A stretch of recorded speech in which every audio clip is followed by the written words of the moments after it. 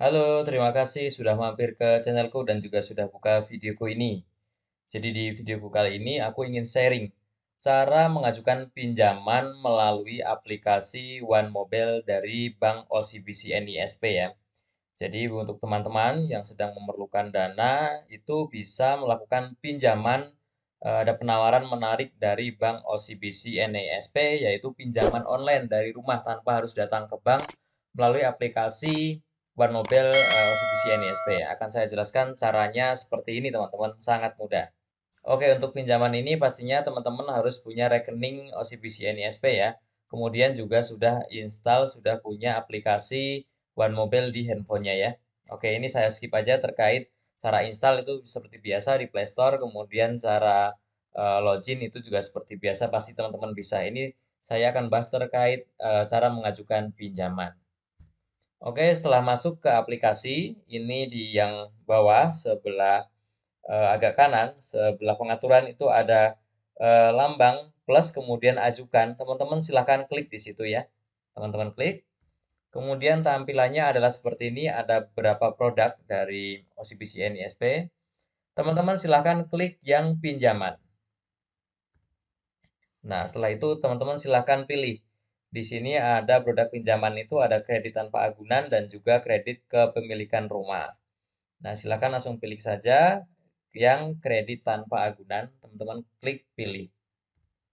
Nah, setelah itu di sini ada tampilan penawaran bahwa kredit tanpa agunan ini limit pinjamannya bisa tinggi ya dan bunganya juga diklaim rendah oleh OCBC NISP. Kemudian tidak perlu jaminan teman-teman ya. Kemudian jangka waktunya bisa lama nih, bisa sampai 3 tahun. Kemudian pengajuannya ya lewat aplikasi ini, tidak perlu datang ke bank ya. Kemudian juga bisa menggunakan asuransi jiwa. Jadi misalkan ada sesuatu terkait jiwa, teman-teman bisa asuransikan. Jadi nanti ditanggung sisa hutangnya itu oleh asuransi. Atau kalau tidak pakai asuransi jiwa berarti ditanggung oleh ahli waris ya. Kemudian nih proses persetujuan dan pencairannya itu diklaim cepat oleh yang menawarkan oleh Bank OCBC NISP. Ini kita klik lanjut saja ya. Nah, ini seperti yang tadi saya sampaikan. Oke, saya skip aja. Nah, di sini ada 3 langkah untuk mengajukan pinjaman di One Mobile OCBC NSP. Yang pertama adalah foto atau upload dokumen. Nanti saya rincikan apa aja. Kemudian juga isi data diri dan juga konfirmasi pinjaman. Itu nilainya berapa. Nanti ada simulasinya, teman-teman ya. Ini kita scroll ke bawah aja. Nah, ini informasi pinjamannya itu bunganya itu mulai 0,98% per bulan. Ini memang relatif murah daripada pinjol ya. Pinjol itu sudah pasti di atas 1 kalau untuk saat ini ya. Nanti mungkin harus diupdate sih info terkait bunganya ini. Cuman saat ini sudah pasti lebih murah daripada pinjol-pinjol yang beredar itu ya. Oke, kemudian untuk jangka waktunya itu bisa 3 tahun, bahkan untuk yang karyawan menggunakan gajian lewat OCBC NSP itu bisa sampai 4 tahun. Biaya provisi 1% standar, kemudian materai 10.000 dan juga pencairan pinjamannya ada administrasinya 25.000. Kemudian ini untuk ilustrasinya ya. Contoh ini teman-teman ingin pinjam 100 juta untuk jangka waktu 6 bulan, maka rinciannya adalah seperti ini ya. Bunganya adalah 0,98%. Kemudian biaya provisinya adalah 3 juta. Kemudian biaya pencairan 25.000, biaya materai 10.000. Jadi dana yang akan diterima itu nanti adalah senilai 100 juta kemudian dikurangi beberapa biaya yang ada di atas itu ya. Oke, kita scroll lagi. Nah, di sini silakan kalau tadi penawarannya dirasa oke, dirasa cocok, teman-teman silakan isi data diri ya. Nama sesuai KTP, kemudian nomor NIK-nya, kemudian alamat email yang aktif, kemudian juga nomor ponsel yang aktif yang bisa dihubungi. Kemudian masukkan kode CAPTCHA ya. Kemudian scroll lagi. Nah, ini adalah hal yang harus teman-teman baca. Ini adalah syarat dan ketentuan. Teman-teman silahkan baca. Setelah itu teman-teman klik setuju jika masih berminat untuk mengajukan pinjaman di sini. Nah, di sini ada 2 tipe teman-teman ya, 2 jenis pinjaman. Yang pertama adalah untuk karyawan yang punya banyak kebutuhan itu. Jadi untuk karyawan.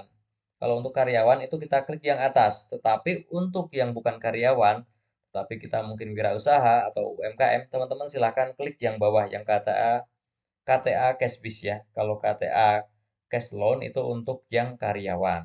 Oke, silahkan disesuaikan dengan kondisi masing-masing. Silahkan diklik aja. Nah, kemudian dokumen yang perlu disiapkan adalah eKTP. Jadi nanti ada foto selfie memegang KTP dan juga nanti foto tanda tangan ya di kertas putih dan juga NPWP. Nah, khusus NPWP ini yang wajib adalah yang pinjamnya di atas 50 juta ke atas. Kalau yang di bawah 50 juta kemudian tidak punya NPWP, tidak perlu buat dulu ya. Itu tetap bisa dilanjutkan. Kosongkan saja. Oke, di sini untuk nilai pinjaman teman-teman bisa isikan tinggal di scroll aja yaitu ya, tinggal digeser-geser mulai dari 5 juta sampai 200 juta. Periodenya dari 6 bulan, minimal 6 bulan sampai dengan 3 tahun atau 36 bulan. Kemudian juga di sini ada opsional ya, pilihan kita mau pakai asuransi atau tidak. Seperti yang saya jelaskan sebelumnya tadi. Nah, kemudian untuk keperluan pinjaman, teman-teman silahkan isi yang sesuai lah. Tapi kalau misalkan bingung mau isi apa, silahkan klik aja yang paling bawah, kebutuhan personal lainnya. Nah, ini silahkan contoh ya, ini contoh simulasinya adalah pinjamannya 5 juta, kemudian waktunya 6 bulan, itu langsung akan muncul simulasi angsurannya adalah Rp922.333. Itu bunganya 1,78 per bulan. Yang contoh yang di sini ya. Oke, ini contohnya kita next saja.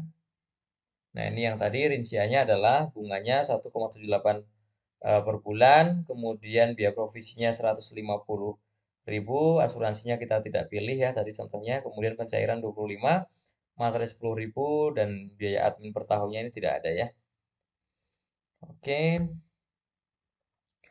Oh iya, yang tadi itu adalah masih simulasi ya. Nanti itu real, real biayanya berapa, angsurannya berapa itu akan diberikan realnya itu kalau kita sudah mengajukan, ini masih simulasi. Nah, kalau semuanya sudah setuju, kemudian cocok perhitungannya, teman-teman silahkan klik saja ini yang saya telah menyetujui, klik, kemudian langsung klik lanjutkan. Selanjutnya adalah proses verifikasi. Kemudian nanti kalau memang semua terpenuhi, dokumennya, persyaratannya, dananya akan masuk ke rekening OCBC NISP teman-teman ya.